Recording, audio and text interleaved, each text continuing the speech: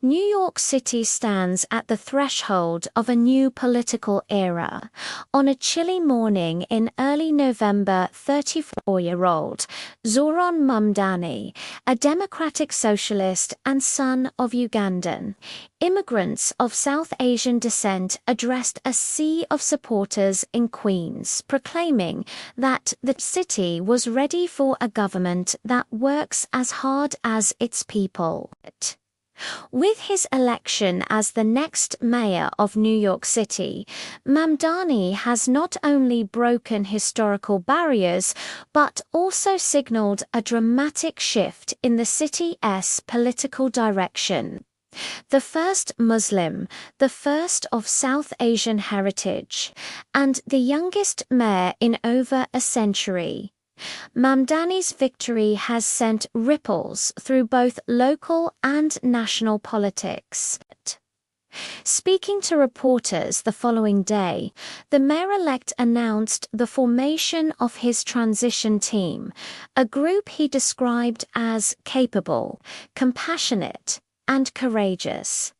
At the helm of the all-female team is Ilana Leopold, appointed as executive director, joined by a formidable lineup of co-chairs: Maria Torres Springer, former first deputy mayor; Lena Kohn, the former chair of the Federal Trade Commission; Grace Bonella, president and CEO of the United Way; and Melanie Hartzog, a respected former deputy mayor for Health and Human Services. Together, this group is expected to shape the administration that will take office on January 1st. In his remarks, Mamdani emphasized both urgency and unity. "We have just 57 days before inauguration," he said. "And those are 57 days we will not waste. The people of this city deserve a government that is ready to deliver on day one." His words resonated with many New Yorkers who had grown weary of stagnation and bureaucracy. The mayor-elect's campaign had promised sweeping progressive reforms: a rent freeze for stabilized apartments, free bus service, universal childcare, and even city-run grocery stores. Each proposal was designed to challenge what he often described as the two-tiered reality of life in New York: one for the wealthy and another for everyone else. The symbolism of Mamdani's victory cannot be overstated. Born in Kampala, Uganda, and raised in New York, his election is a testament to the city's evolving identity and its capacity for reinvention. For many, it marks a powerful rejection of the Islamophobia and xenophobia that marred his campaign. Throughout the election season, Mamdani faced a barrage of attacks from opponents on both sides of the political spectrum. Former Governor Andrew Cuomo and Republican candidate Curtis Sliwa both questioned his competence and ideology, while national figures like President Donald Trump launched vitriolic assaults, labeling him a communist and threatening to withhold federal funding from the city. Despite this hostility, Mamdani's campaign thrived on grassroots energy. He raised over $20 million, primarily from small donors. With an average contribution of just $80, this bottom-up financing became a cornerstone of his message that politics could belong to ordinary people again. His rallies were filled with young volunteers, tenants, rights activists, and working-class New Yorkers who saw in him a reflection of their struggles. For the first time in a long time, "We feel hope," said a supporter at his victory celebration in Jackson Heights, waving a bright red flag emblazoned with the slogan "New York for All." But beyond the jubilation lies an array of daunting challenges. The city's fiscal outlook remains precarious, and Mamdani's proposed social programs would require substantial funding, some of which depends on federal grants that President Trump has already threatened to block.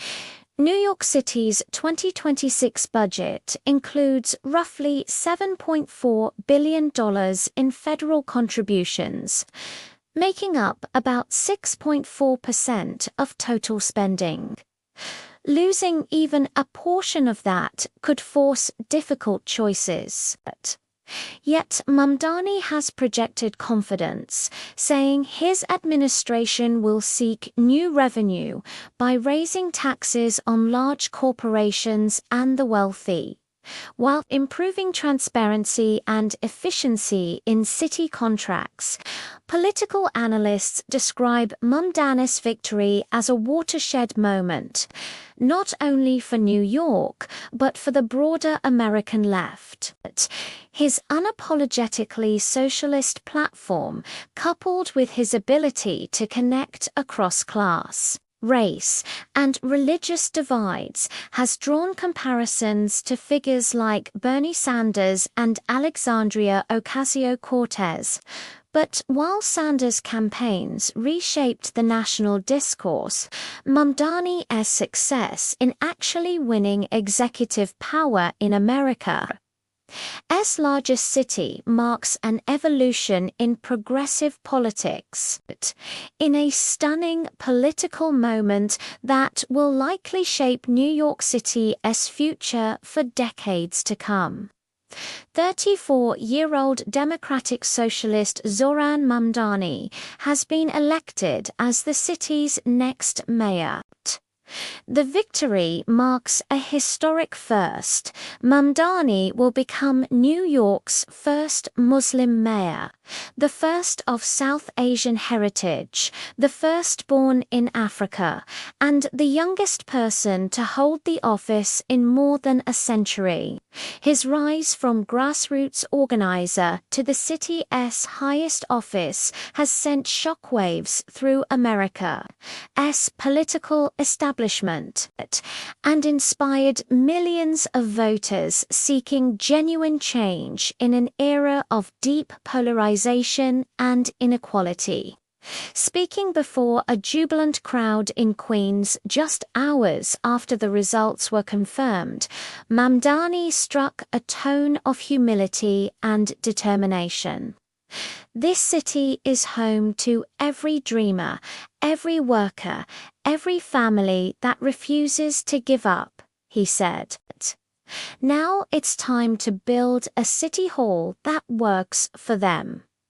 His speech, delivered amid chants of New York for All, signaled the dawn of a new political chapter, one shaped by progressive policies, social inclusion, and a renewed belief in the power of government to serve the people. Just one day after his historic win over former Governor Andrew Cuomo and Republican contender Curtis Sliwa, Mamdani began assembling his transition team. At a press conference in Queens, he announced an all-female leadership group led by Ilana Leopold as executive director. The team's co-chairs include a mix of experienced policymakers and reformers: Maria Torres Springer, former First Deputy Mayor,